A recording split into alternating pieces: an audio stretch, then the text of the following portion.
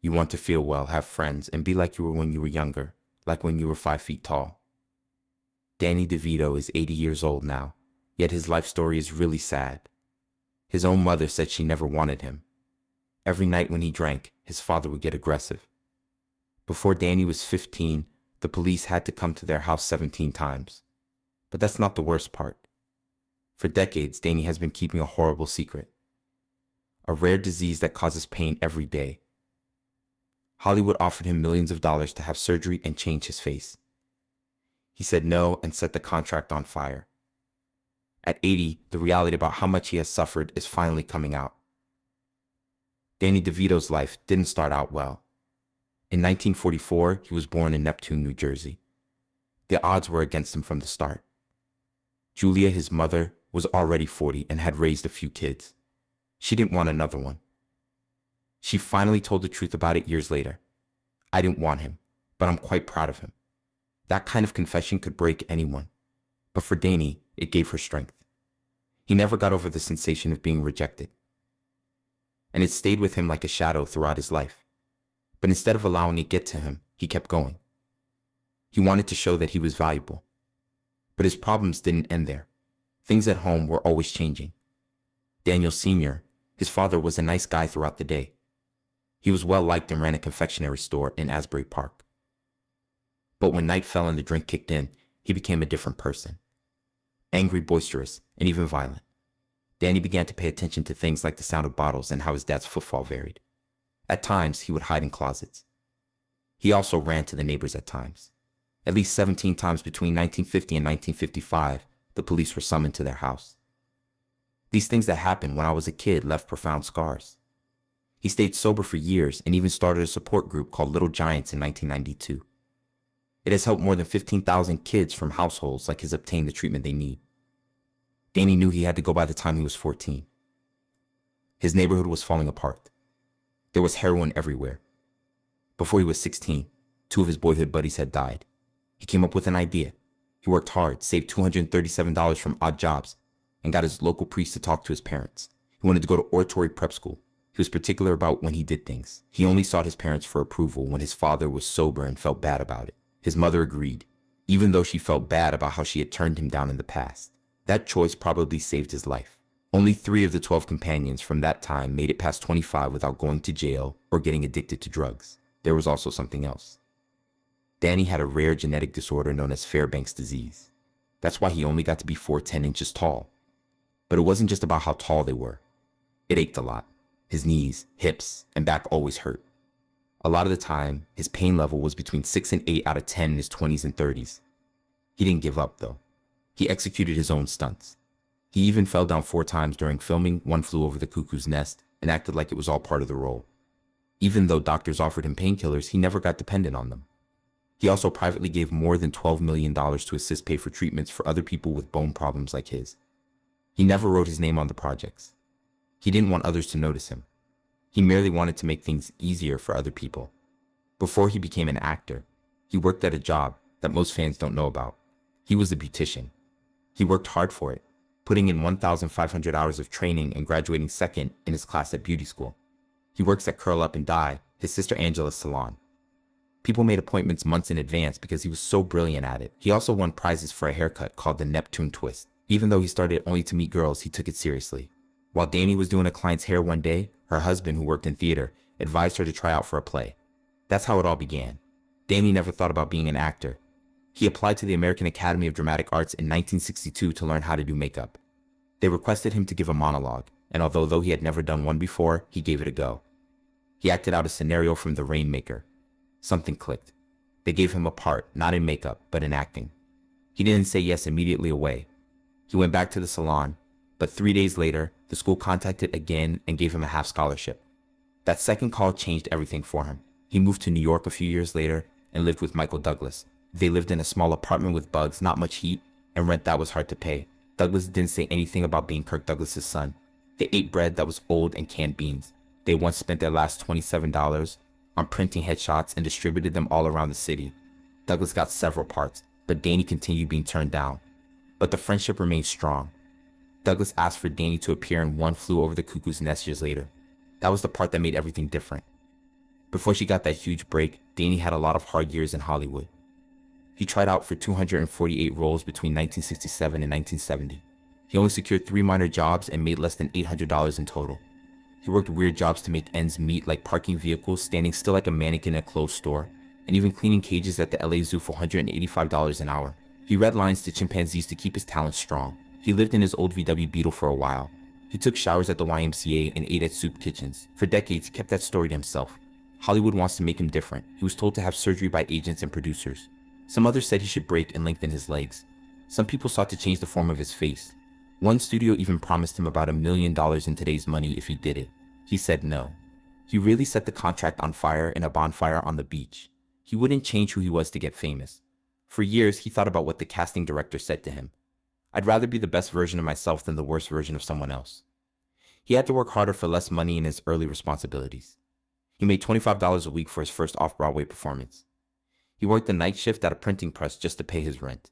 He was quite depressed during that show. He was about to quit. He got paid a little over $200 for his first movie, and he contracted pneumonia while filming in frigid water. He even slept in a barn to save money. In 1972, his dad got sick, and Danny didn't get to go home too much. He was heartbroken when his father died. He applied for a job with the post office and thought about quitting acting. The phone rang on the same day he got the job offer letter. It was for an audition for the movie One Flew Over the Cuckoo's Nest. That moment changed everything. The anguish, the lack of money, and the rejection all lead to that one chance, and he took it. Michael Douglas, who used to be his roommate, just so happened to be the producer. Even worse, DeVito had portrayed the same character, Martini, on stage years before. So he was ready when the casting staff wasn't sure. The movie was shot at a real mental institution, and some of the extras were real patients. The intense setting enabled DeVito convey something real to his act. He was only on screen for 5 minutes and 52 seconds, but he made an impression. Even when the studio desired a greater star, director Milos Forman remained by him. The movie went on to win 5 big Oscars. DeVito didn't get nominated, but he was finally known. Then, in 1978, DeVito made a choice that most people believed was crazy. He gave up 3 movie opportunities to try out for a TV show called Taxi. His own agency warned him not to go through with it. People in Hollywood said that going from movies to TV was a sure way to kill your career. But DeVito went with his instincts. He knew he had to play Louis De Palma when he read the script. He didn't only read lines during the audition. He gave an entire 7-minute speech that left everyone speechless. ABC was worried about how short he was, only 4'10". But James L. Brooks, the creator, said he would quit if they didn't cast him. That's how much faith he had in DeVito. Danny didn't even ask for additional money. He signed the deal immediately away, even though it paid 40% less than what other performers were making. And just like that, everything was different. Before Taxi, he had been turned down for about 200 auditions in 3 years. Casting directors were telling him he was too short, too weird, and too unusual. But once the show aired, he became a huge hit. He got more than 11,000 fan letters in just 8 episodes. That was very unusual, especially for a character who wasn't the main one. Louis D'Alma was more than just humorous. He was mean, disrespectful, and unabashedly horrible, and people loved it. Every episode, censors got 3 to 5 complaint letters only due of Louis. Before each scene, DeVito would sit alone and quietly list all the people who had ever turned him down. That rage and energy flowed straight into the show. And it did work. By 1980, 93% of Americans could tell who Louis De Palma was merely by his voice or outline. His dispatch booth, which was designed to fit DeVito, became one of the most famous sets in TV history. Then the prizes were given out. DeVito won a Golden Globe in 1980. He received an Emmy a year later. Everyone was shocked. Louis D'Alma wasn't a normal hero or even a nice guy, yet people couldn't stop watching. It was especially wonderful that DeVito won the Emmy because he had been disregarded in the first season of the show. He only said 12 words when he eventually earned his award. Thanks. This makes me very happy. Taxi is the best show on TV. It was the shortest acceptance speech ever given at the Emmys. That year, Jack Albertson was the most likely person to win the Golden Globe on Vegas betting sites. DeVito won. Some judges didn't even want to put his name in the running. They thought his character was too bad to be rewarded. But everything changed when he won. It showed that people may like bad guys too. That thought changed TV for many years. NBC even tried to steal him by giving him $175,000 each episode to do his own show. That was more than 11 times what he was making. He said no. He wanted to be faithful to Taxi actors. In the thick of all that achievement, DeVito met Rhea Perlman, and it happened in a strange way. She was really dating DeVito's roommate and came over to end things with him. At that point, she met Danny. That night, they talked for 6 hours. DeVito added later that he knew he wanted to marry her within 22 minutes. Perlman joined Taxi a year later to portray Louis. The producers didn't even realize they were in a relationship in real life. People thought their chemistry was so real that it was just fantastic acting. After just 2 weeks, they discreetly moved in together and crammed into Danny's modest 450 square foot apartment. They kept separate dressing rooms on set, even after they got married in 1982 to avoid showing favoritism. Most people don't know that they were also working together behind the scenes. They secretly formed their own production company, Jersey Films, in 1983. They filmed Taxi throughout the day and at night and on weekends. They've worked on 17 projects together in the last 40 years and even made a rule. They would never spend more than 2 weeks without working on something creative together. DeVito performed something that most TV actors couldn't do after Taxi ended in 1983. He was able to make the jump to movies. He got a part in Terms of Endearment, which won the Oscar for Best Picture that same year. He stole sequences in Romancing the Stone in 1984, which generated more than $115 million on a budget of under $10 million. He worked with Michael Douglas and Kathleen Turner again on the sequel, The Jewel of the Nile. At about the same time, he took a smaller part in Johnny Dangerously so that people might still see him on screen. He was making wise choices, getting more and more film credits while he was gaining speed. But in 1986, he played a bad guy in Ruthless People. People love that he played a greedy man who won't pay the ransom for his wife's release after she is kidnapped. It cost $7.5 million to make and made more than $71 million. DeVito was nominated for a Golden Globe. His acting was so crazy that it became the main part of the movie. He wasn't terrified of being hated. That confidence made more things possible. Throw Mama from the Train was DeVito's first movie as a director in 1987. He assured the producers that he would only act in it if he could also direct it. He was the winner. The places where the movie was filmed were meticulously chosen all across Los Angeles. He even tried to convince Brian De Palma to be in the movie, but their schedules didn't match up. Anne Ramsey, who played Mama, did a lot of her own stunts even after surgery, and the bruises she acquired didn't stop her. It took 6 days to film the last train scene, which was done on a private track in Valencia. The movie got good reviews for DeVito and was nominated for another Golden Globe. Twins came out in 1988. The thought was crazy. Put DeVito and Arnold Schwarzenegger together as twins who have been apart for a long time. It sounded like a joke, but it worked. The two stars and director Ivan Reitman didn't get paid up front. Instead, they agreed to share 40% of the profits. It was a big risk, but it worked out. The movie made $216 million around the world, which would be more than $500 million today. Each man made between $35 and $40 million. People thought differently about DeVito after that movie. He wasn't just a quirky supporting actor anymore. He was the main guy. He showed that you didn't have to be tall or good looking to be the star of a movie. You only had to be good. DeVito was working on something behind the scenes while everyone was following his acting career. He has already made a TV movie called The Ratings Game in 1984. In 1986, he directed an episode of Amazing Stories, this time with Rhea. He brought back his Romancing the Stone co-stars for The War of the Roses in 1989. The narrative was violent, humorous, and very personal for a lot of people. In Germany, the title even became a slang word for bad divorces. DeVito's approach was hilarious, quirky, and emotive, which made it stand out. The opening credits by famous designers Saul and Elaine Bass suggested that the movie was something remarkable. It wasn't merely a success. It showed that DeVito could act and direct at the same time without losing focus. Then in 1992, that year, Tim Burton directed Batman Returns, and DeVito entirely changed to play the Penguin. He really got into character, spending hours in makeup to become the evil Oswald Cobblepot. It was more than just a costume. DeVito's acting was crazy, scary, and sad all at the same time. People adored it. At the MTV Movie Awards, he was even nominated for Best Villain. Years later, he claimed he would happily play the Penguin again if Burton did too. But DeVito didn't stop there. That year, he also directed Hawa, a serious movie on labor leader Jimmy Hawa. Jack Nicholson played Hawa, and DeVito directed and acted with him. It was a brave change from humor. He worked with well-known author David Mamamoth to make a movie full of speeches, fury, and fights for power. There was one statement in the trailer that summed it up. "We're going to march and get what we came here for." DeVito was showing that he could handle challenging, large stories and do a good job. DeVito also pursued a different course in 1992. He created Jersey Films, his own production firm. It wasn't just for show. He worked with Michael Shamberg and then with Stacey Sher. They worked together to build one of the most successful independent studios of the 1990s. DeVito sought to locate amazing scripts and help make them into genuine movies. He did. Jersey Films would transform the way things are done in the business. They took a big chance on a crazy script in 1994.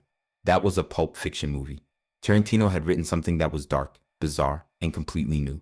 Jersey Films kept it going after one studio turned it down. They gave Tarantino's business money and a place to work. The total cost was only $8 million. Tarantino said it would look like a $25 million movie, and he kept his word. It came out in theaters in October 1994 after its premiere at Cannes. It became a classic and showed that DeVito had an eye for strong, game-changing work. DeVito directed Matilda, a movie based on Roald Dahl's book, in 1996. He was Matilda's terrible father and his wife, Rhea Perlman, was her mother. The movie itself wasn't what made it exceptional. It was what transpired behind the scenes. Mara Wilson, the young star, was battling with her mother's cancer. Perlman and DeVito treated her like family. DeVito even took a nearly finished version of the movie to the hospital so her mother could see it before she died. Later, Wilson would claim they felt like her favorite aunt and uncle.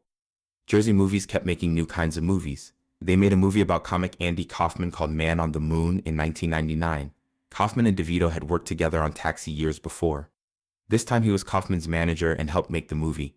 Jim Carrey did a great job at playing Kaufman. People liked it, but the movie didn't fare well at the box office. DeVito still liked the movie though. He was more interested in the narrative than the money. DeVito was hiding a sad secret even though he was doing so well. He had Fairbanks disease, a rare bone ailment that made him always hurt. He had surgery after operation, but the pain always came back. Hollywood urged him not to talk about it. They told him that if he looked weak, he would lose his job. He kept walking, even though it pained to stand. While he was on It's Always Sunny in Philadelphia, he would act through the discomfort and then fall off camera. Finally, in 2025, he said something. He was tired of not saying anything, therefore he wanted doctors to take the sickness seriously. Not just for him, but for other people who are in misery and can't get treatment. DeVito and Perlman sold their Beverly Hills house in 2015. They had it from 1994. It was huge, 14,579 square feet on 2 acres, with a wine cellar, a gym, an art studio, and 2 pools. It had it all. But by then, their 3 kids, Lucy, Grace, and Jake, were all grown up. It wasn't simply about the money in the transaction. Their family was done with that time. DeVito joined the cast of It's Always Sunny in Philadelphia in 2006 when he was 62 years old. The network didn't want him at first. They thought he was too well known. But Rob Mulhenny, the creator of the show, fought hard to get him on, and it worked. The ratings went up by 227%. DeVito didn't get a lot of money either. He only got $70,000 per episode, even though he had made 10 times as much in his prime. Young people remembered him more for Frank Reynolds than anything else by 2010. DeVito wasn't scared to go all in for a chuckle. He coated himself in hand sanitizer and slid naked over the floor in one episode in 2007. That wasn't part of the script. It turned into a famous moment. In another, he jumped out of a couch with makeup all over his face and body. He kept going even though he had a rash. He even took a bath in trash water in 2013. When someone wondered if it was too much, he answered, "At my age, vanity's just another word for missed opportunity." But the anguish never ended behind the scenes. Doctors revealed that he had major damage to the discs in his back in 2008. By 2010, he was in such much discomfort that he could only film for half of the days. He got up at 4:30 every morning, with 4 hours of therapy. He jumped on a small trampoline, took baths that were both hot and cold, and even hung upside down in his trailer. He had to do the water slide scene 19 times in 2011, and he ended up with ruptured blood vessels in his eye, but the scene made it into the final cut. After 30 years of marriage, DeVito and Perlman broke up in 2012. Everyone was shocked. But the fracture started in 2011, when DeVito was working long hours, and there were reports that he was pals with a woman on set who was considerably younger than him. They saw a therapist, 38 sessions, and couldn't repair it. In 2013, they were seen holding hands again. He had rented out the same place where they had their first date. They gave it another shot and stayed together for 4 more years, but they broke up for good in 2017. They never got a divorce, even after the second time they broke up. Without going to court, they came to an agreement on how to split their money. DeVito bought a house in 2019 that was less than a mile from Perlman's. They still talked on Wednesdays and Sundays. They met at the same restaurant and sat at the same table every month, just like they used to. Their son said that they still shared a Netflix account and even texted each other while watching the same shows from different houses. DeVito gave $500,000 to a hospital in New Jersey in July 2023. Not just any hospital. When he was born, this was the name of the hospital: Raleigh Fick and Paul Morgan Memorial. The Jersey Shore University Medical Center is what it is now. The $500,000 gift wasn't a way to get attention. It was a way to say thank you. The hospital had just been named one of the best in the country for clinical treatment. DeVito's generosity helped pay for the hospital's most important patient needs. Robert Garrett, the CEO of Hackensack Meridian Health, said nice things about him for knowing how powerful giving can be. Peter Canroe, the creator of Jersey Mike's Subs and an old friend of DeVito's, claimed that DeVito really cared about healthcare and wanted to make a difference. Danny DeVito has used his status to speak out against politics, healthcare, and the environment for a long time. Some individuals argue that being open about what he believes has hurt him. There is no solid proof, but there have been rumors going around. A recent video says that some people in Hollywood don't like how honest DeVito is. The same video says that when he started talking about his uncommon bone ailment, Fairbanks disease, he was quietly moved out of various parts. It stated he began to speak up for other people with impairments and asked why Hollywood still holds on to restrictive standards of beauty. The video even says that producers pushed him to have experimental procedures to make him look more regular. None of this has been confirmed by reliable sources, but the idea makes you ask, how much does honesty actually cost in showbiz? His support for children's hospitals treating bone abnormalities has become a personal commitment. Living with Fairbanks' illness isn't easy. It causes joint discomfort, stiffness, and early onset arthritis. DeVito apparently kept this hidden for years, pushing through the anguish as he continued acting, directing, and producing. Recently, though, he started talking about it, not just for himself, but for kids who can't afford therapy or don't have anyone to speak out for them. He wants additional research. He wants better care. And he wants Hollywood to stop pretending that just one kind of body belongs on screen. But not everything has gone smoothly.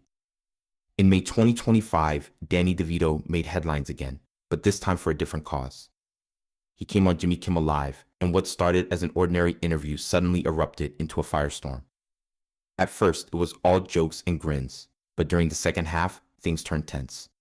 No one knows exactly what started it, but the dispute that ensued was heated enough that DeVito departed the set. Security had to step in not to escort him out, but to protect things from getting worse.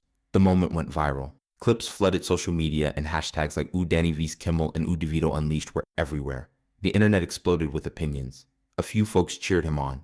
They thought it was a rare, real moment in a world full of phony smiles and lines that had been written down. Some people weren't that nice. They said it was a meltdown. He said he was acting unprofessionally. When more comedians joined in, the argument got much louder. Bill Burr stood up for him, stating that actors are routinely pushed too far. On their show, Stephen Colbert and Seth Meyers made fun of the whole event. All of a sudden, this wasn't just an awkward interview. It was an event in pop culture. DeVito didn't remain quiet for long. He sent a message online a few days later. No apologies, just the truth.